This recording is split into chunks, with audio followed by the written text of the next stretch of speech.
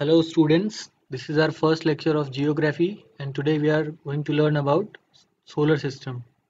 Let's start.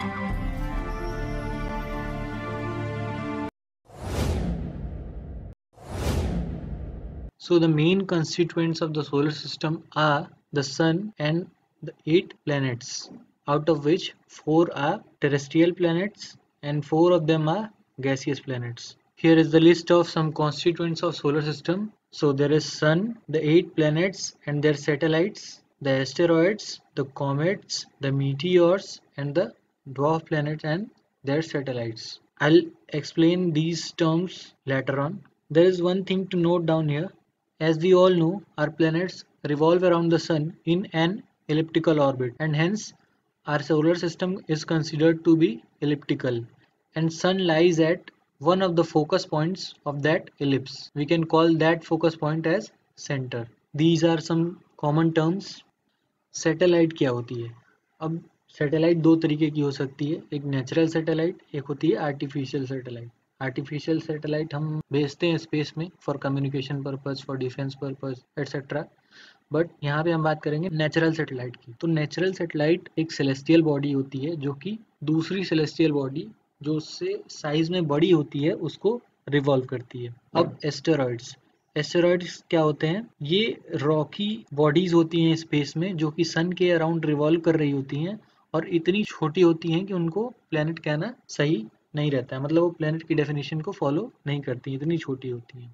अब comets solar system में एक बर्फीली छोटी वस्तुएं हैं जो कि जब सन के करीब से पास होती हैं तो वो गर्म होने लगती हैं और गैसेस रिलीज करने लगती हैं. इस प्रोसेस को क्या बोलते हैं? Out guessing. और ये जो आउट गैसिंग होती है वो एटमॉस्फेयर में विजिबल होती है और समटाइम्स एक टेल की तरह दिखती है. अब मीटियोर्स वो स्मॉल बॉडी ऑफ मैटर होती हैं जो कि आउटर स्पेस से हमारे अर्थ के एटमॉस्फेयर में आती हैं और एक चमकीली वस्तु की तरह दिखाई देती हैं. क्यों?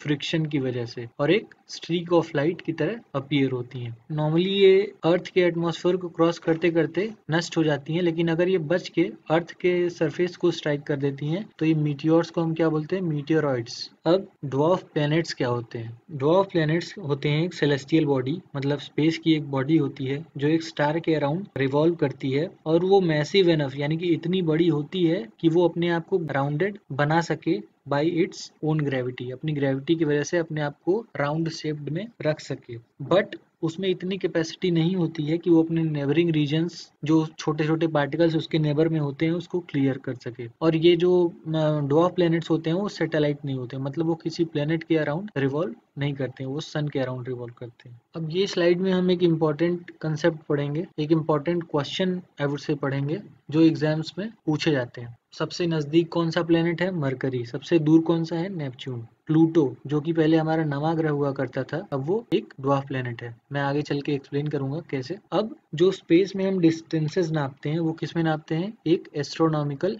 यूनिट में नापते हैं। अगर हमको एक एस्ट्रोनॉमिकल यूनिट को अगर समझना है तो हम इस तरीके से समझ सकते हैं कि जो हमारी मीन डिस्टेंस होती है बिटवीन अर्थ एंड सन, जो कि है 150 मिलियन किलोमीटर, उसी को हम एक एस्ट्रोनॉमिकल यूनिट बोलते हैं। अब लाइट को ये 1 एस्ट्रोनॉमिकल यूनिट डिस्टेंस कवर करने में कितने मिनट्स लगते हैं, 8 मिनट्स लगते हैं। तो इस हम 1 एस्ट्रोनॉमिकल यूनिट इक्वल टू क्या बोल सकते हैं, 8 लाइट मिनट्स। अब हमसे ये क्वेश्चन मल्टीपल चॉइस क्वेश्चन के फॉर्म में पूछ सकता है कि कौन सा ऑर्डर सही है। तो हमारे पास दो ऑर्डर आते हैं। डिस्टेंस फ्रॉम सन के ऑर्डर में कैसे होगा, mercury, Venus, earth, Mars, Jupiter, Saturn, Uranus and Neptune. और साइज के ऑर्डर में जुपिटर, सैटर्न, यूरेनस, नेपच्यून, अर्थ, वीनस, मार्स, मरकरी। अब हम देखते हैं कि प्लूटो जो कि हमारा नवा ग्रह हुआ करता था, वो ड्वार्फ प्लैनेट क्यों है, प्लैनेट क्यों नहीं है। तो अगस्त 2006 में इंटरनेशनल एस्ट्रोनॉमिकल यूनियन, जो कि एस्ट्रोनॉमी के स्टैंडर्ड्स को डिसाइड करता है, उसने प्लूटो का स्टेटस जो है वो डाउनग्रेड कर दिया from planet to dwarf planet. तो उन्होंने एक क्राइटेरिया दिया अपनी ओर से कि हम प्लैनेट किसको बोलेंगे। उसके लिए हमारे पास 3 क्राइटेरिया हैं कि प्लैनेट सन के अराउंड रिवॉल्व करना चाहिए, पहला क्राइटेरिया। दूसरा क्राइटेरिया है कि उसके पास इतना सफिशिएंट मास होना चाहिए कि वो हाइड्रोस्टैटिक इक्विलिब्रियम को मेंटेन कर सके। हाइड्रोस्टैटिक इक्विलिब्रियम मेंटेन करना मतलब नॉर्मल शब्दों में हम समझ सकते हैं कि वो अपना एक राउंड शेप मेंटेन कर सके।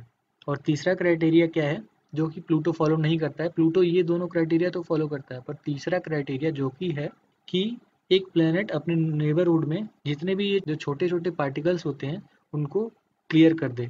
तो ये प्लूटो नहीं कर पाता है। उसके प्लूटो के आसपास बहुत सारे छोटे छोटे पार्टिकल्स के फॉर्म में ऑब्जेक्ट्स मौजूद हैं, इस वजह से उसको हम ड्वार्फ प्लेनेट कहते हैं। अब हम one by one solar system के कॉन्स्टिट्यूएंट्स के बारे में स्टडी करेंगे। सबसे पहले सन प्राइमरी यानी कि मेन सोर्स ऑफ एनर्जी है for life on Earth as well as solar system.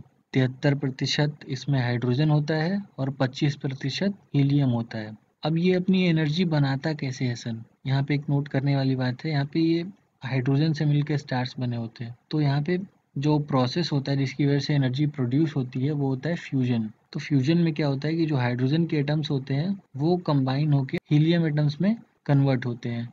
ये होता है न्यूक्लियर फ्यूजन। हमारी अर्थ के सबसे पास जो स्टार है वो सन ही है, और वो कितनी दूरी पे है, 150 मिलियन किलोमीटर्स, मतलब 15 करोड़ किलोमीटर। अब किसी स्टार का कलर, कोई स्टार किस कलर का दिखेगा, ये किस पे डिपेंड करता है, the temperature of surface of that star. मतलब जितना ज़्यादा टेम्परेचर रहेगा उस हिसाब से उस स्टार का कलर होगा। जिसका टेम्परेचर सबसे ज़्यादा होगा उसका कलर कौन सा होगा, ब्लू। हमारा सन येलो कलर का है। तो फोटोस्फीयर का टेम्परेचर कितना होता है, 6000 डिग्री सेल्सियस। कोरोना यानी कि ये कन्वेक्टिव जोन और रेडिएटिव जोन, इसका टेम्परेचर कितना होता है, 2 मिलियन डिग्री सेल्सियस। और ये कोर सबसे अंदर, उसका टेम्परेचर कितना होता है, 15 मिलियन डिग्री सेल्सियस। अब आगे बढ़ते हैं। मरकरी यानी कि हिंदी में बुध ग्रह। यहाँ पे हम हर प्लेनेट के स्पेसिफिक डिटेल्स के बारे में बात करेंगे, जैसे रोटेशन पीरियड, वो अपनी एक्सिस पे कितने टाइम में रोटेट करता है। रेवोल्यूशन पीरियड, वो अपने ऑर्बिट में कितना टाइम लेता है सन के अराउंड रिवॉल्व करने के लिए। और द लेंथ ऑफ डे। कई लोगों को कंफ्यूजन आ सकता है कि ये रोटेशन पीरियड और लेंथ ऑफ डे डिफरेंट क्यों है। ये बहुत लंबा हो जाएगा, अगर आपको इसमें डाउट है तो मैं इसके ऊपर एक छोटा सा लेक्चर बना दूंगा आपको समझाने के लिए, पर अभी अगर इसमें डाला तो वो एक्स्ट्रा हो जाएगा और वीडियो ये लंबा हो जाएगा। तो अब मरकरी के लिए रोटेशन पीरियड कितना होता है, 59 अर्थ डेज। अर्थ के 59 दिनों के बराबर इसका रोटेशन पीरियड होता है on its axis. Revolution period 88 earth days. Length of day 176 earth days. यहाँ पे नोट करने वाली चीज क्या है, मरकरी का रेवोल्यूशन पीरियड हाफ है लेंथ ऑफ डे से। रेवोल्यूशन पीरियड क्या होता है, एन ईयर ऑन अर्थ। अर्थ एक साल में सूरज का एक चक्कर लगाती है, यानी कि ये मरकरी का एक साल है। कितना, 88 दिन। अर्थ के 88 दिनों के बराबर मरकरी का एक साल है, और मरकरी का एक दिन अर्थ के 176 दिनों के बराबर है। तो अगर आप इसके बारे में सोचेंगे तो आपको एक चीज क्लियर होगी कि मरकरी का एक दिन जो है वो मरकरी के 2 साल के बराबर है। इसको सोचिएगा आप। अभी एक बेसिक डिटेल्स जान लेते हैं मरकरी के बारे में। ये smallest planet of the solar system है जिसका डायमीटर है 4879 किलोमीटर्स। ये क्लोजेस्ट टू सन है। टेम्परेचर की रेंज क्या है? अब यहाँ पे एक नोट करने वाली चीज़ है। टेम्परेचर की रेंज जो है वो -180 degree Celsius to 427 degree Celsius है, जो कि बहुत ज़्यादा है। 600 डिग्री सेल्सियस का वेरिएशन बहुत ज़्यादा है। अब ये इतना ज़्यादा क्यों है? क्योंकि दिन के टाइम में जब सन से रेज आती हैं तो मरकरी का टेम्परेचर बहुत ही बढ़ जाता है, जो कि as high as 427 degree Celsius तक चला जाता है। लेकिन चूंकि रात के टाइम में अब मरकरी के पास कोई एटमॉस्फेयर नहीं है, इसलिए रात के टाइम में ये हीट को सस्टेन नहीं कर सकता है। अर्थ के पास क्या है? एटमॉस्फेयर, जिसमें कार्बन डाइऑक्साइड है, जिससे जो हीट है वो ट्रैप हो जाती है। पर मरकरी के पास एटमॉस्फेयर नहीं है। इसकी वजह से जो भी हीट आती है वो रात के टाइम में एज इट इज वो रेडिएट हो जाती है। तो temperature as low as -180 degree Celsius चला जाता है। इसलिए ये प्लेनेट क्या है? इनहेबिटेबल है। अब बात करते हैं नंबर ऑफ सैटेलाइट्स की। तो नील, कोई भी इसकी नेचुरल सैटेलाइट नहीं है जो इसको रिवॉल्व करती हो। अब हम आते हैं नेक्स्ट प्लेनेट पे, विच इज वीनस, हिंदी में शुक्र ग्रह। लॉन्गेस्ट रोटेशन पीरियड, इसकी rotation period on its axis क्या है? Longest out of all the 8 planets of the solar system, which is 243 days. यहाँ पे जब भी मैं डेज लिखूंगा आप इसको अर्थ के दिन के बराबर समझेंगे, क्योंकि वीनस यानी कि शुक्र पे जो दिन की लेंथ होती है वो धरती के 117 दिनों के बराबर होती है। और रेवोल्यूशन पीरियड अराउंड सन कितना होता है वीनस के केस में? 225 डेज, मीन्स 225 अर्थ डेज। कंफ्यूज मत होइएगा आप लोग। अब कुछ बेसिक डिटेल्स देख लेते हैं। क्योंकि ये देखने में बिल्कुल अर्थ की साइज का है, अर्थ की तरह दिखता है, तो इसको हम ट्विन ऑफ अर्थ यानी अर्थ का जुड़वा भाई या फिर बहन भी बोल सकते हैं। अब ये इनहेबिटेबल प्लैनेट है। क्यों? क्योंकि यहाँ पे सल्फ्यूरिक एसिड और डस्ट के मोटे बादल छाए रहते हैं। One of the hottest planets. अब ये सबसे गर्म प्लैनेट्स में से एक है। यहाँ पे नोट करने वाली बात है जो कि बहुत ही डिफरेंट है, विच इज इसका सरफेस प्रेशर जो है वो 92 बार्स है, जो कि बहुत ज्यादा हाई है। मतलब अर्थ का 92 टाइम्स। अर्थ पे कितना है? Almost 1 bar. 1 atmospheric pressure is almost equal to 1 bar. So the surface pressure on Venus is 92 bars, which is very high. Now, Venus revolves around the Sun in clockwise manner, while most others are revolving anti-clockwise direction. ये Venus जो है वो clockwise direction में revolve करता है around sun, जबकि ज्यादातर planets anti clockwise में करते हैं। अब यहाँ पे याद रखने के लिए मैं आपको बता दूं कि वीनस और यूरेनस क्लॉकवाइज डायरेक्शन में रिवॉल्व करते हैं। तीसरा पॉइंट क्या है कि इसको हम धरती से देख सकते हैं। कब देख सकते हैं? ओनली बिफोर सनराइज, सूर्यास्त से पहले, इसलिए इसको हम मॉर्निंग स्टार बोलते हैं। एंड आफ्टर सनसेट, सूर्यास्त के बाद, इसलिए हम इसको इवनिंग स्टार बोलते हैं। इसके पास कोई भी नेचुरल सैटेलाइट नहीं है, कोई भी प्राकृतिक उपग्रह नहीं है, और पहला ऐसा प्लेनेट है जिसको हमने विजिट किया था बाई स्पेस क्राफ्ट। सो अब हम अगले पे चलते हैं, which is our own planet Earth. इसके बारे में तो हम डिटेल में इस सीरीज में स्टडी करेंगे। फिर भी एक बेसिक डिटेल के लिए, अर्थ का rotation period as we all know is 1 day, approximately 1 day. Length of the day should be 1 Earth day, and the revolution period around sun is 365 days almost. The figures given here are approximate. So some basic details about earth are the ozone layer जो कि present होती है हमारे atmosphere में, वो हमें बचाती है। किससे बचाती है? Ultraviolet rays from sun. अब जो एटमॉस्फेयर है अर्थ का वो कौन सी गैसेस से मिलकर बना हुआ है? Such as hydrogen, oxygen, nitrogen, carbon dioxide. उसके बाद तीसरा पॉइंट है only planet which supports life. अभी तक जितना हमें पता है उसके बेसिस पे ये एक अकेला प्लेनेट है जहाँ पे लाइफ सस्टेन कर सकती है, जो लाइफ को सपोर्ट करता है। अब चौथा point, moon is the only natural satellite. Moon इसका इकलौता प्राकृतिक उपग्रह है। अब चलते हैं अगले प्लेनेट पे, विच इज मार्स, अपना मंगल, जहाँ पे रिसेंटली इंडिया ने मंगलयान भेजा था। So the rotation period is 1 day, and the length of day is almost 1 day. So this is quite similar to Earth. But the revolution period around Sun, which is an year of Mars, is equals to 687 days of Earth. So the basic details are, इसको हम red planet यानी कि लाल ग्रह बोलते हैं. क्यों बोलते हैं? क्योंकि इसकी जो सॉइल है वो क्या है, आयरन रिच है, उसमें आयरन यानी कि लोहा ज्यादा मात्रा में पाया जाता है. यहाँ पे सबसे बड़ा ज्वालामुखी प्रेजेंट है और दूसरे नंबर का सबसे लंबा माउंटेन यहाँ पे प्रेजेंट है, which is Mons Olympus. Third point, इसके पोल्स पे आइस कैप्स हैं, बर्फ की चादर है और लिक्विड वाटर की ट्रेसेस भी यहाँ पे पाए गए हैं. फोबोस और डीमोस ये नेचुरल सैटेलाइट्स ऑफ मार्स हैं. मार्स के प्राकृतिक उपग्रह कितने हैं? 2. अभी तक बुध के कोई नेचुरल सैटेलाइट नहीं, शुक्र का कोई नेचुरल सैटेलाइट नहीं, अर्थ का एक नेचुरल सैटेलाइट, मून, मार्स का कितने नेचुरल सैटेलाइट? 2, फोबोस और डीमोस. इसके बाद मार्स के बाद हमारे सोलर सिस्टम में क्या आता है? Asteroid belt. अब एक एस्टेरॉयड बेल्ट आती है कब?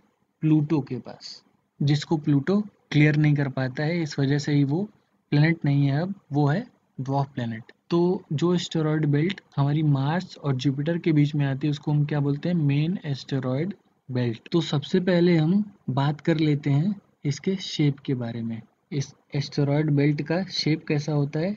इस तरीके का. इस शेप को हम क्या बोलते हैं? टोरस. अब हम बेसिक पॉइंट्स को डिस्कस कर लेते हैं. पहला पॉइंट क्या है? Almost like planets but smaller in size. Cluster of planets मतलब प्लैनेट्स की तरह ही होते हैं. प्लैनेट्स क्या करते हैं? सन के अराउंड रिवॉल्व करते हैं, पर ये इतने छोटे होते हैं कि इनको हम प्लैनेट्स नहीं बोलते हैं. So they revolve around sun same as planets. Third point, not spherical in appearance. ये स्फेरिकल भी नहीं होते हैं. सो प्लैनेट के लिए हमने 3 क्राइटेरियाज बताए थे. सन के अराउंड रिवॉल्व करना चाहिए, करता है, पर ये स्फेरिकल नहीं होता. दूसरी कंडीशन भी सेटिस्फाई नहीं करता. और इसके आसपास जो है वो डिब्रीज हैं, छोटे छोटे पार्टिकल. डिब्रीज क्या होती हैं? छोटे छोटे पार्टिकल्स जो तैरते रहते हैं आकाश में, उसको हम क्या बोलते हैं? डिब्रीज. तो आसपास डिब्रीज रहती हैं जिसको ये क्लियर भी नहीं कर पाते हैं, इस वजह से ये प्लैनेट की तीसरी क्राइटेरिया को भी सेटिस्फाई नहीं करते हैं. अब ये नंबर में मिलियंस में होते हैं. इनमें से जो सबसे बड़ा एस्टेरॉयड है वो कौन सा है? सीरियस. अब हम अगले प्लेनेट पे चलते हैं. मार्स के बाद जुपिटर. इसका रोटेशन पीरियड होता है 10 घंटे का. इस पे एक दिन कितने का होता है? 10 घंटे का, जो कि बहुत ही कम है. और इसका रेवोल्यूशन पीरियड अराउंड सन क्या होता है? 12 साल. धरती का 12 साल मतलब जुपिटर का, बृहस्पति का 1 साल. अब इसके बेसिक डिटेल्स को हम डिस्कस कर लेते हैं. यहाँ पे आप फिगर्स में हर प्लैनेट के स्ट्रक्चर को आप देख सकते हैं. कोर होता है, मेंटल होता है, एटमॉस्फेयर होता है. उसको बताऊंगा तो ये लेक्चर बहुत ही ज़्यादा लंबा हो जाएगा. अगर आपको जानना है इसके बारे में तो मैं आपको एक लेक्चर बना के दे दूंगा. अब हम इसके बेसिक डिटेल्स के बारे में जानते हैं. तो फर्स्ट पॉइंट, ये एक गैस जायंट है जो कि मिल के बना हुआ है किससे? हाइड्रोजन और हीलियम से. इसका जो रोटेशन पीरियड है विच इज 10 आवर्स, वो शॉर्टेस्ट रोटेशन पीरियड है इन सोलर सिस्टम. मतलब सबसे छोटा दिन किसका होता है? जुपिटर का, 10 घंटे का अप्रोक्सीमेटली, जैसा कि मैंने पहले बता दिया है. अब इसके अराउंड जो होती है फेंट रिंग होती है, हल्की रिंग होती है. सैटर्न के अराउंड डार्क रिंग होती है, वो आगे हम पढ़ेंगे. पर इसके अराउंड कैसी रिंग होती है? फेंट, हल्की रिंग होती है. इसके 79 मून्स हैं, जिसमें से कि गैनीमेड लार्जेस्ट मून है ऑफ द सोलर सिस्टम. अब हम चलते हैं अगले ग्रह पर विच इज सैटर्न, शनि ग्रह. इसकी रोटेशन पीरियड 11 घंटे की होती है, जो कि जुपिटर से थोड़ी ही ज्यादा है. इसका revolution period 29 years. Again the length of the day approximately equal to rotation period which is 11 hours. So यहाँ पे एक चीज नोट करने की है कि मरकरी और वीनस को छोड़ के सारे ग्रहों का रोटेशन पीरियड और length of day approximately equal होता है. जिसका रीजन अगर आपको जानना है तो आप कमेंट्स में लिखिए, मैं उसके ऊपर एक छोटा सा लेक्चर आपको बना के दे दूंगा. अब पहला बेसिक पॉइंट क्या है कि ये second largest planet of the solar system है, दूसरे नंबर का सबसे बड़ा प्लेनेट. फिर least dense planet of solar system. ये चारों जुपिटर, सैटर्न, यूरेनस और नेपच्यून चारों गैसियस जायंट्स हैं, तो डेंसिटी तो कम है ही, लेकिन इन चारों में से भी सबसे कम डेंसिटी किसकी है? सैटर्न की, which is about 1/8 of average density of earth. याद रखना चाहें तो अब ये याद रख सकते हैं कि सबसे ज्यादा डेंसिटी किस प्लेनेट की है? हमारी मदर अर्थ की। तो ये जो सैटर्न है, जो कि least dense planet of solar system है, उसकी डेंसिटी कितनी है? About 1/8 of average density of earth. Now third point, इसके चारों ओर एक बैंड ऑफ कंसेंट्रिक रिंग्स, इसके चारों ओर एक छल्ले बने होते हैं जिनका सेंटर कॉमन होता है। पहले वैज्ञानिकों ने जब इसे देखा, इस रिंग को, तो उन्होंने समझा कि ये सैटर्न के मून्स हैं, बट ऐसा नहीं था। अब ये रिंग्स किससे मिलके बने होते हैं? आइस के पीसेस होते हैं और टाइनी छोटे छोटे रॉक्स होते हैं। अब नेचुरल सैटेलाइट की बात कर लेते हैं। इसके पास 82 नेचुरल सैटेलाइट्स हैं, आउट ऑफ विच सबसे बड़ा नेचुरल सैटेलाइट ऑफ सैटर्न है टाइटन। अब हम अगले ग्रह पे चलते हैं, विच इज यूरेनस। यूरेनस की रोटेशन पीरियड 17 घंटे, लेंथ ऑफ डे 17 घंटे, approximately same, but the revolution period is 84 years. Now the first point is, this is the third largest planet of solar system. The largest one was Jupiter, then Saturn, then Uranus. Second point, this is tilted sideways as you can see. जब अर्थ के बारे में detail में पढ़ाने जाऊंगा तो मैं आपको बताऊंगा कि इक्वेटर कहाँ होता है, पोल कहाँ होता है। तो जहाँ पे हर बाकी सारे प्लैनेट्स का इक्वेटर होता है, वहाँ पे इसका पोल होता है। क्यों? क्योंकि ये टिल्टेड होता है। कैसे? साइडवेज, ऐसे, इस तरीके से। इसका कलर कैसा होता है? Cyan, which is blue green. अब ये ऐसा क्यों होता है? क्योंकि ये हाइड्रोजन, हीलियम, वाटर, अमोनिया और मीथेन से मिलके बना होता है। अब नेचुरल सैटेलाइट्स की बात कर लेते हैं। इसके पास 27 मून्स होते हैं। तो शुरू से स्टार्ट करते हैं। मरकरी के पास 9 मून, वीनस के पास 9 मून, अर्थ के पास 1 मून, मार्स के पास 2 मून, जुपिटर के पास 79 मून्स, सैटर्न के पास 82 मून्स, यूरेनस के पास 27 मून्स, और अब आखिरी हम देखेंगे इसके बाद, विच इज नेपच्यून। तो नेपच्यून का रोटेशन पीरियड 16 घंटे, लेंथ ऑफ डे 16 घंटे, विच इज ऑलमोस्ट इक्वल।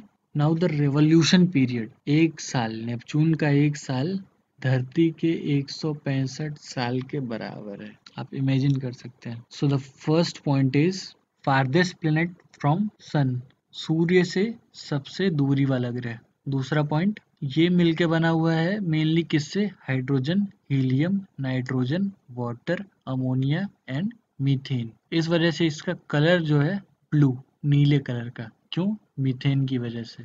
तीसरा पॉइंट, इसके आसपास एक स्टॉर्म है, यानी कि आंधी है, जिसको हम क्या बोलते हैं? Great dark spot. चौथा पॉइंट, इसके पास 14 मून है। आप नंबर ऑफ मून्स याद कर लीजिएगा, कभी कभी पूछा जाता है। तो अब यहाँ पे हमने सारे प्लैनेट्स, सन के बारे में पढ़ लिया, हमने सोलर सिस्टम का एक टूर भी कर लिया। अब हम कुछ प्रैक्टिस क्वेश्चंस देख लेते हैं जो कि एग्जाम्स में पूछे जा सकते हैं from solar system. So the first question is, which is the second largest planet in the solar system? Options are Uranus, Jupiter, Saturn, Neptune. The second question is, which planet has the highest density in our solar system?